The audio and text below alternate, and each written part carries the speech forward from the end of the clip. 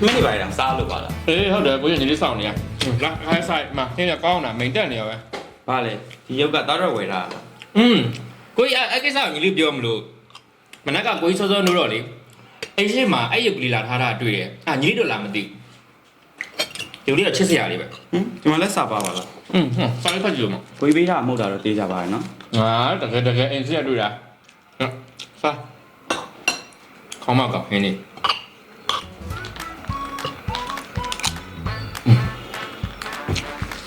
ကိုကြီးဘာနောင်ကတွင်းစားတော့နော် နေမခိုင်းစားလေ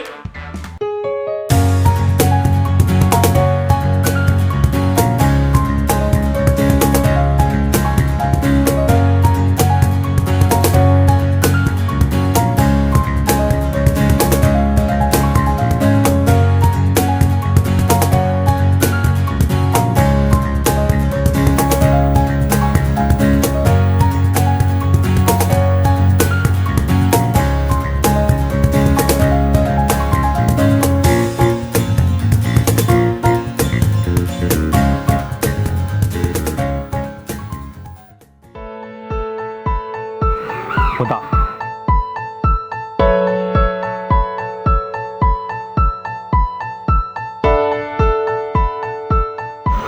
သိရင်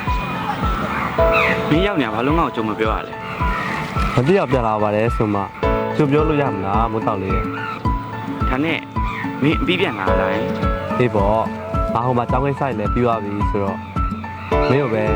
ဒီမှာနေပြီးအချိန်ပြေတော့မလဲ ငါလည်းမင်းကိုမျှော်နေရမင်းဒီမှာပဲနေရောမှာဆိုတော့ငါနားမှာပဲရှိနေတော့မှာပေါ့နော်ငါ့ကိုပဲအချိန်ပေးတော့မှာပေါ့နော်ငါလည်းတင်တန်းနေပြီးတော့ငါ့ကိုလည်းငါတောင်းတထားနိုင်ပြီ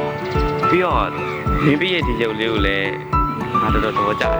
ဒီရုပ်ကိုမင်းမြင်သေးငါထွက်လာတာ ဟုတ်တော့